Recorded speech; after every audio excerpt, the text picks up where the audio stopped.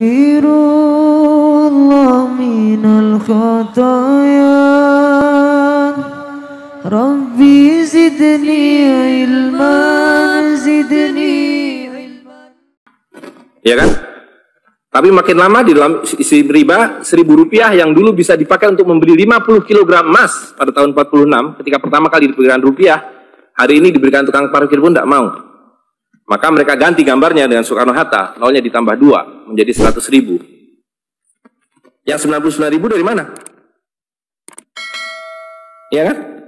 99.000 dari mana? Dan kalau ini kita belah 2, dibelah 4, mau saya kasih 4 mahasiswa. Kemana samannya tadi itu nilainya? Ya, ini seperti sihirnya Fir'aun yang menjadikan tali sebagai ular. Nah, orang Amerika bilang, pedagang Amerika, saya juga punya kertas sendiri, namanya greenback. Tapi kertas saya punya 10.000 kali lipat dari kertas saudara. Jadi kalau Bapak Ibu sekalian, adik-adik pergi ke Washington sana, ke New York, bawa uang 100.000. Belum tentu mahasiswa punya uang 100.000 kan? Harus bekerja 2 hari untuk mendapatkan uang 100.000. Pergi ke Washington, saya mau beli Coca-Cola 1 botol. Apa mereka bilang? Apa mereka bilang? Ini kertas funny, this is funny paper. Gak laku. Tapi siapapun datang ke Ternate dengan $100, you punya cengkeh, berikan pada saya. Saya mau beli, you punya Coca-Cola, tapi saya minta 1 truk. Apa yang kita lakukan? Kita berikan Coca-Cola 1 truk, karena mereka bilang, mereka bisa yakinkan kita, selembar kertas mereka 10.000 kali lipat dari lembar kertas kita. Dan mereka bilang, kita punya kertas tidak laku, mereka punya kertas laku di seluruh dunia. Betul nggak? Dengan cara itulah seluruh cengkeh Ternate habis. Pala Ternate habis. Seluruh kekayaan Ternate habis, hanya diganti dengan byte komputer. Dengan cara itulah kemiskinan dan pemiskinan dilakukan oleh para bankir. Jadi banking is crime and bankers are the criminal. Dengan sihir ini. Ya. Nah, dan ini baru satu fase. Saya minta satu tahap lagi untuk menjelaskan dengan uang kertas yang sudah merupakan kezoliman ini, ya, itu menjadi berlipat ganda zalimnya melalui banking system, di mana ini digelembungkan. Kalau tidak ada bank, kalau saya punya uang 100.000 dipinjam oleh Ustadz Nur, maka uang saya habis. Saya akan memiliki kembali kalau dikembalikan. Tapi dengan banking system, kalau uang ini saya hutangkan, dia beranak pinak 20 kali lipat. Uang 100 miliar kalau ditaruh di bank, maka bank detik itu mencatatkan dalam bukunya punya uang 100 miliar. Betul nggak? Dan itu dilegalisir oleh pemerintah. Bahwa you boleh mengakui itu sebagai milikmu. Dan bagi bank, uang titipan ini liability. Maka dia harus sewakan. Dia harus pinjamkan dengan bunga. Kepada orang yang mau beli rumah tidak bisa beli rumah. Mau beli mobil tidak bisa beli mobil. Jangan khawatir, saya beri kredit. Tapi harus tahan 10% untuk cadangan. Ya kan? Dan semua orang dibikin miskin. Misi pokok bank adalah membuat semua orang miskin supaya tidak mampu membeli apapun kecuali berhutang melalui bank. Maka ketika 100.000 miliar ini diterima bank, maka dia bisa mengutar itu 20 kali dengan bunga katakanlah 10%. Maka dia akan mendapatkan dari bunganya saja 180 miliar. Jadi kalau bank bilang saya ngasih bunga hanya 10%, dia akan dapatkan 200%. Dan dari pokoknya yang dia putar itu, maka dia akan dapatkan 20 kali 90 miliar. Coba lihat, maka terciptalah uang 1,9 triliun, hampir 2.000 triliun. Padahal uangnya berapa tadi? 200 miliar. Yang 1,8 triliun dari mana? Angin, sihir. Tidak ada. Itu sebabnya setiap bank dijaga oleh satpam. Supaya mengesankan bahwa di bank ada uang. Tidak ada uang di bank. Itu kenapa setiap pegawai bank pakai jas, pakai dasi. Supaya orang yakin bahwa uangnya dijaga dengan baik. Karena di situ tidak ada uang. Dan itu sepenuhnya pengelabuan. Jadi bank itu adalah arisan berantai. Kalau kita datang mengambil uang, tapi orang bisa bilang, tapi kalau saya ngambil uang di bank kok ada? Uang siapa yang diberikan? Uang Anda sudah nggak ada. Jadi orang percaya bahwa bank adalah tempat yang paling aman menyimpan uang. Bank adalah tempat paling tidak aman menyimpan uang. Belum Anda keluar dari pintu bank, uang Anda sudah nggak ada. Membuktikannya gampang. Datang pada hari yang sama, minta saya mau ambil uang saya hari ini. Potong telinga saya kalau dapat uang, kecuali 10% dari nasabah. Bisa dipahami? Ya, uangnya tidak ada. Itu. Nah, tapi yang perlu dipahami adalah akibatnya. Kalau kita tadi punya uang 100.000, di sini ada satu handphone, maka berapa harga handphone ini? Ceteris paribus kata ekonom. Maka harga handphone ini ada 100.000, ya kan? Tapi ketika ini digelembungkan menjadi 2 juta, sementara sumber daya alamnya tetap, berapa harga handphone ini? Menjadi 2 juta. Dan itu mereka bilang inflasi. Jadi inflasi adalah kebohongan.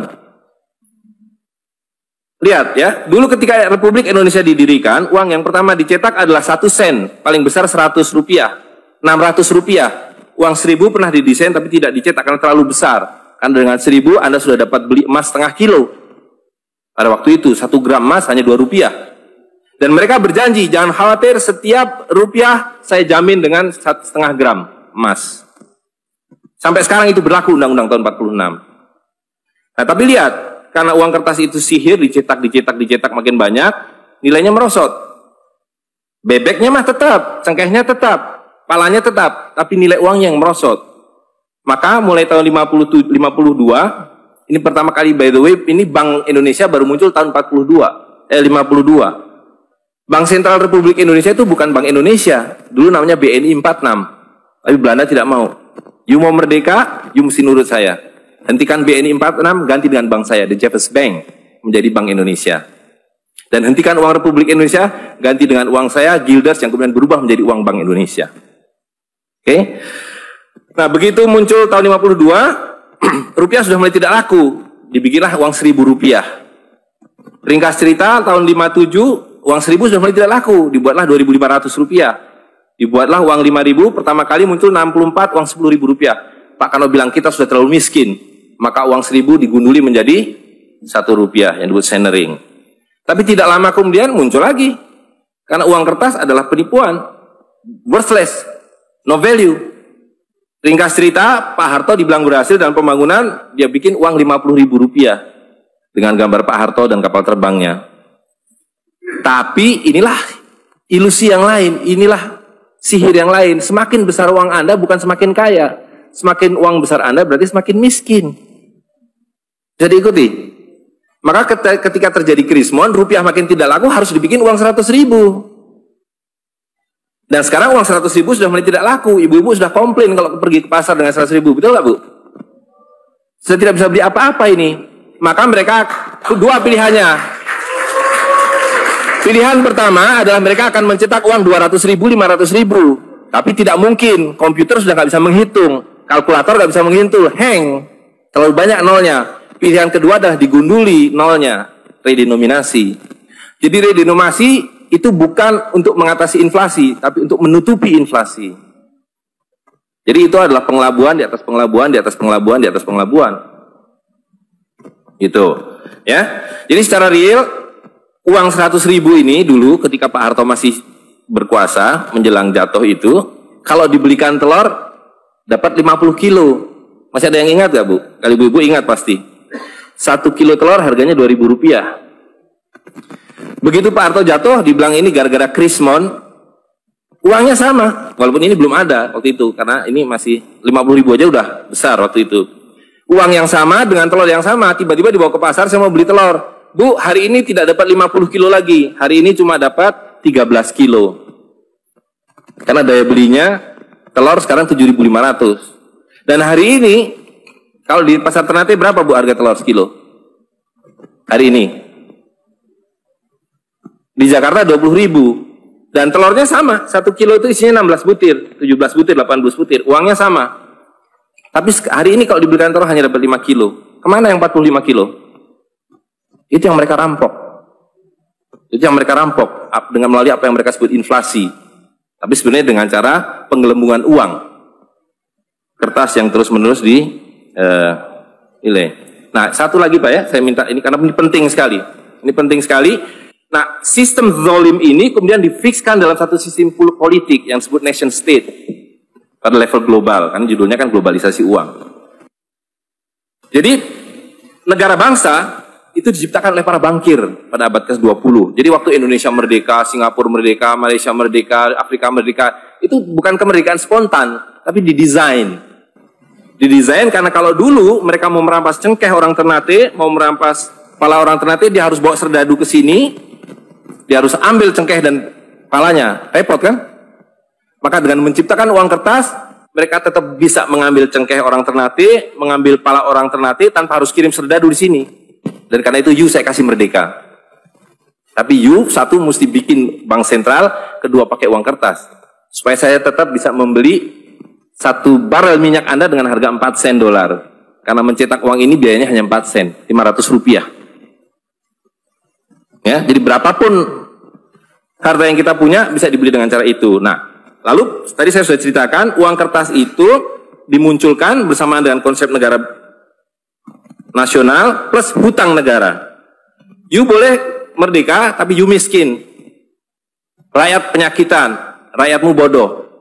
Tapi jangan khawatir, saya punya uang. Sekolahkan rakyatmu, bikin pembangunan, saya kasih utang. Ya kan? Nah, jadi tugas pemerintah itu, republik, adalah satu, mengambil hutang dari bank, menghabiskan utang itu melalui apa yang disebut APBN. Lalu dulu mereka tanya, jadi bagaimana saya membuat APBN? Jangan khawatir, sekolahkan anak-anak pintar kamu ke Berkeley, ke Chicago, ke Harvard. Mereka dididik untuk membuat pembangunan. Lalu dikasih paket hutang, dan diajari, kalau nggak bisa, kirim konsultan seperti John Perkins dan sejenisnya. Lalu ada satu pertanyaan, bagaimana kami membayar hutang kami kalau begitu?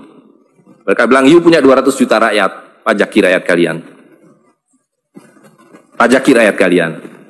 Kalian punya kepala, punya cengkeh, habisi hutang kalian. Karena you membayar hutang, kalau kita hutang 5 miliar dolar setiap tahun, apa mereka kasih berkoper-koper dolar? Apa yang mereka kasih ke kita?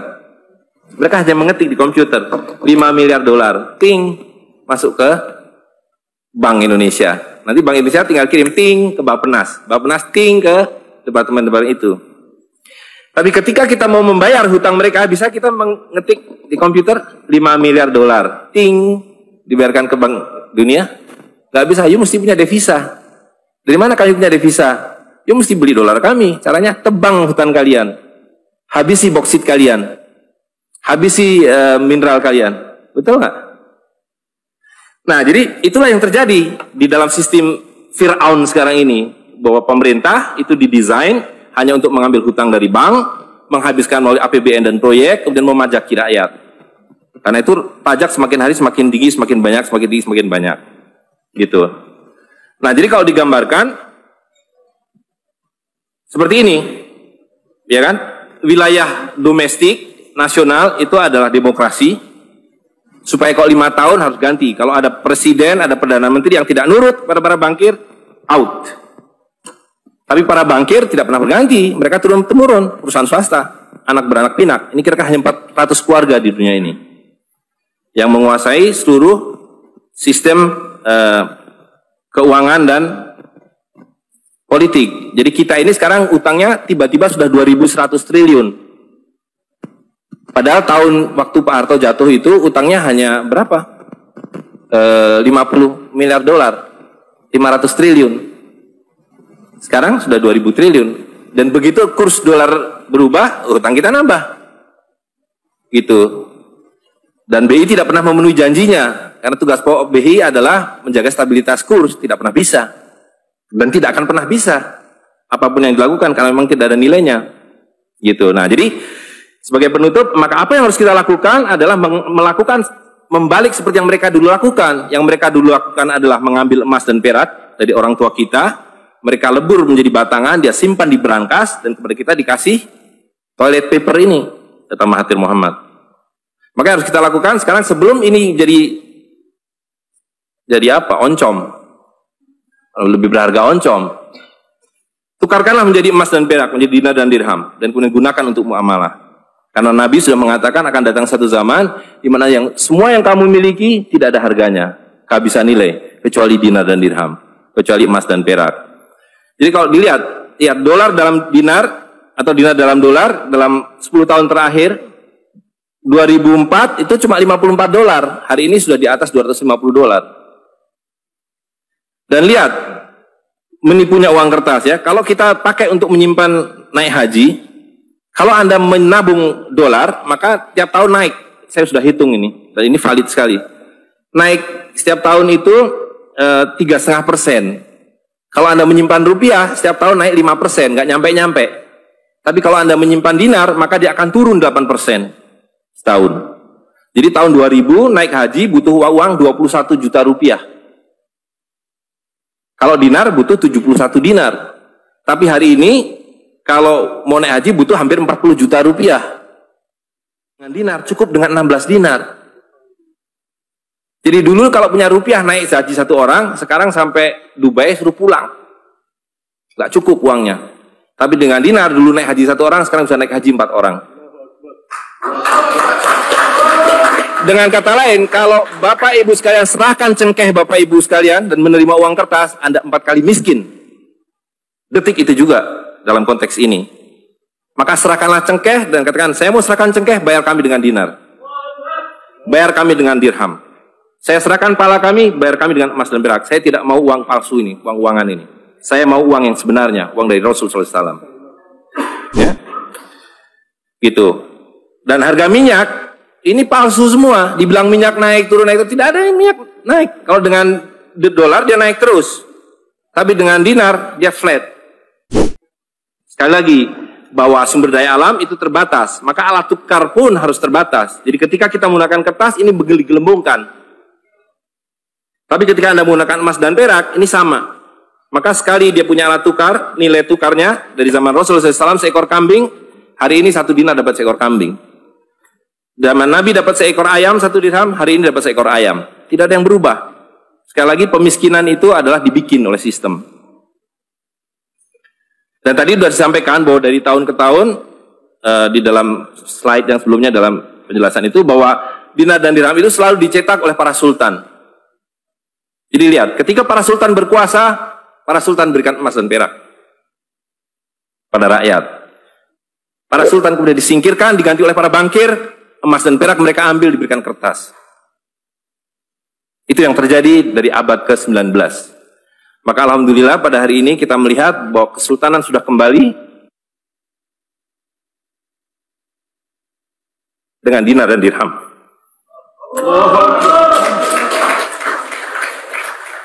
Dan ini adalah awal berakhirnya sistem riba. Ini adalah awal dari janji Allah SWT, yamhaquhu riba wa yurbi sodakotan. Aku suburkan sedekah dan aku hancurkan riba. Kehancuran riba ditandai dengan seperti apa yang dikatakan Nabi, kehancuran mata uang kertas. Suka atau tidak suka, terima atau tidak terima, ini adalah awal kehancuran. Dan karena itu yang harus kita lakukan adalah supaya kita tidak ikut hancur di dalamnya, kita song-song kembalinya dinar dan dirham. Dan itu berarti kembalinya sultania.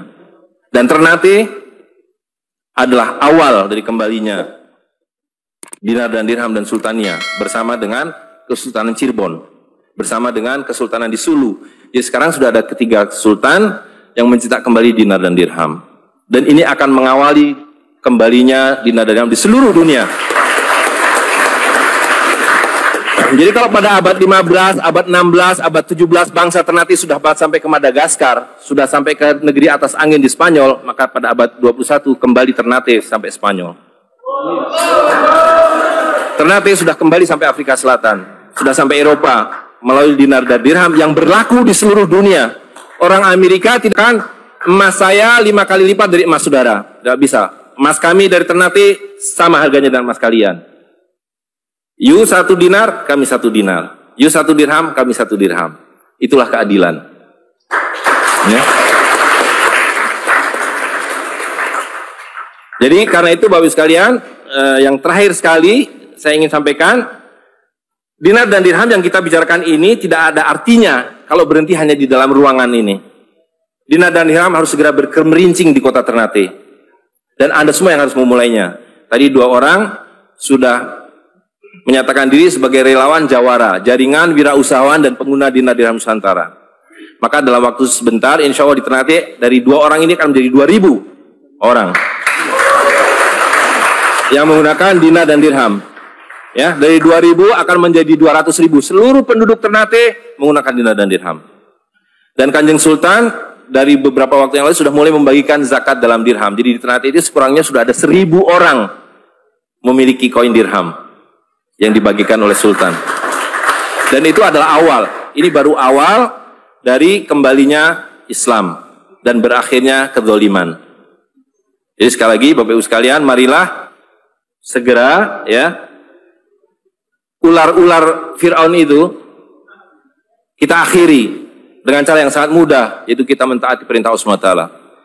Allah SWT mengatakan, wa halalul bai' wa harrama riba. Aku halalkan berdagang dan aku haramkan riba. Dan uang kertas adalah riba par excellence. Di dalam uang kertas ini ada 2 riba sekaligus. Ya, jadi saya kira itu saja. Saya mohon maaf mengambil waktu agak terlalu banyak, tapi ini penting karena supaya clear semuanya. Ya. Karena ini baru pertama kali dibicarakan di Ternate. Demikian, assalamualaikum warahmatullahi wabarakatuh.